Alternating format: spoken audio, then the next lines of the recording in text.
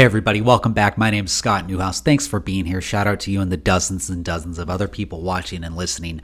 Today, I want to talk about why you should retire sooner than you think, and at the very least, why you should start planning for your retirement sooner than you think.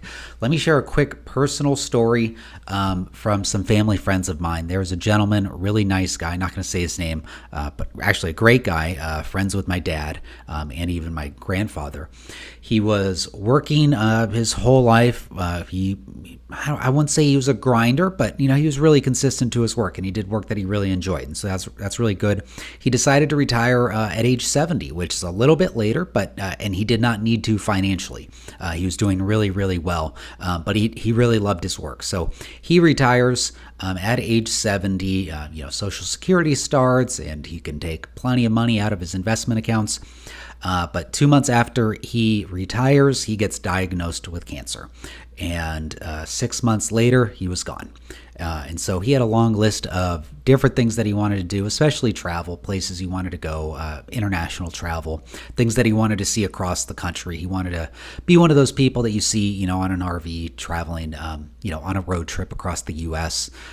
He had a lot of things that he wanted to do. And sadly, the last, few months of his life, he was trying to go through chemo and trying to, stave off cancer, and he was gone much too quickly. And so, this is, I think it's really just a reminder that, nothing is guaranteed to us.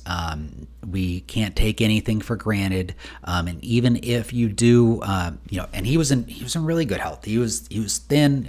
He took care of himself, but we don't know when our time is going to come. And so the purpose of this episode is really just to encourage you to think about when can I retire?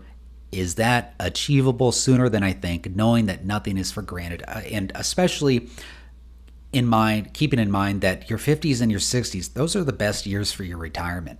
And I'm going to go into different thoughts that I have on this. But first of all, your mind and your body are still extremely sharp in your 50s and 60s. You can travel. You can put up with those long flights, walking around all day in some new city. Physically, you're still doing pretty good. Mentally, you're still sharp. You can learn new things. You can start new hobbies. You can move to someplace new and experience the city. And every day, really, that you delay your retirement, every year that you delay your retirement, it's just one less year of being really strong physically and mentally. And there's a big difference in terms of being 62 and traveling and doing all those things and experiencing all those things and being 72, especially when it comes to energy levels and health. Not saying that you can't do it in your 70s, but it's just harder. And so, I want you to think about doing the things that are really important to you while you still can. Another thing that I've thought about is that time really is running out faster than you and I think, than we would like to imagine.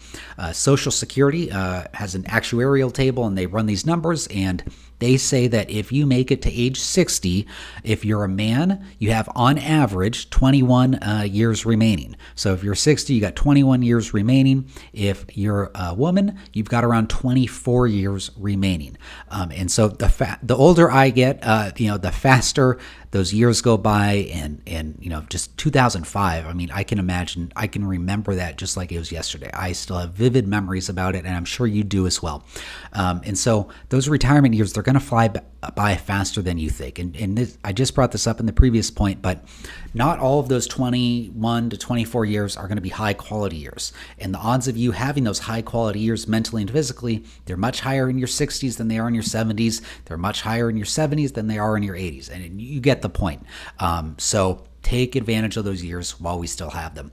Other thing that I've been thinking about is that when you stop the grind, that 40 hours of corporate work and stress, your mind really opens up for other things. Research has actually backed this up and says that when you leave a demanding job, especially high stress, long hours, it significantly frees up mental capacity. People report better mental clarity, improved moods, more energy, and reduced anxiety. So with those work obligations off your hands, off your minds, it just frees up space for hobbies, relationships, creativity, volunteering, just so many different other things that are just getting taken up from a demanding corporate job. And so my question to you, and this is a personal one, is what's stopping you? What is stopping you from retiring sooner than you think? What's stopping you from retiring right now? And obviously you have to run the numbers. I can't, promote a podcast or a video saying, hey, don't run the numbers. That's ridiculous. But let's run the numbers today. Let's see if it makes sense. Some people are going to say, hey, Scott, I don't have enough money. I didn't get started soon enough, ran into trouble. Something happened. And that's absolutely legitimate. And I talk to and work with those people all the time. Just to reframe that perspective, though, let's say you quit your 40-hour, really crappy, stressful job, and let's say you find some kind of part-time job, which I know is not ideal, but let's say you can make $1,000 a month, $12,000 a year at some kind of part-time job that you actually like. Well, that $12,000 a year of income that you're getting from there, it basically replicates having $250,000 in your portfolio, assuming a 5% withdrawal rate. Again, I know that's not ideal, and some people want to retire, full-time and not have to worry about any kind of part-time work. But just think about if it's really causing you physical and mental stress 40 hours a week, well, can we go to 10 hours, 15 hours a week, whatever it is, make much less money, but have much less stress in our life? And can you do something that's meaningful like teaching or freelancing somewhere where you're going to get more enjoyment, less money, but way less stress and much more flexibility on how you want to spend your time? The other thing that I want to talk about is kind of economic uncertainty, political uncertainty. I've been a financial planner since 2015. We've had people complain. I've had people complaining, about Obama, Trump, Biden, and now Trump again. There's always going to be, some kind of politician that we don't like, or some politician we don't like around the corner, ready to take office. And that's just a fact of life. We're not going to get everything we want politically. And so we need to accept that. We also need to accept that, our retirement's in our hands and we've got control over certain things, but these macro events, it's never going to be some kind of clear linear path to retirement. There's never some perfect time that we're going to be able to retire where all the stars lined up. So at some point you just have to take that jump. And what I tell folks who are retiring, working with me is, even if it doesn't go perfectly that first year, what's most important is not the stuff that we cannot control. What's most important is the things that we can control and making changes. If we have the first year of retirement and stock market falls, and that's obviously not what we want to happen, well, then we make some little adjustments to your distribution rate. Maybe we make some adjustments to your portfolio and change some of the investments or reallocate the investments. So the certainty of, hey, this is the perfect economic or political time to retire, it really doesn't exist.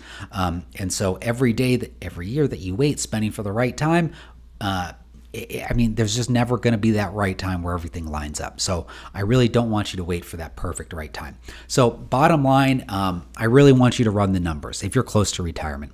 I want you to run the numbers and see how quickly you can retire feasibly, not being irresponsible, but just so you can enjoy the things that you want to in life. And even if you do have to work for a few more years, can you incorporate the things that you want to do while you're still working so you don't end up like my family friend, who he just didn't have the time to do what he really wanted to in life because he was too focused on work. So that's all I've got for today. If you think I can be helpful, I would love to speak with you. Just go to forthrightfinances.com and then just book that red link that says free consultation. So hope you're doing well. Have a great day. I'll see you next time.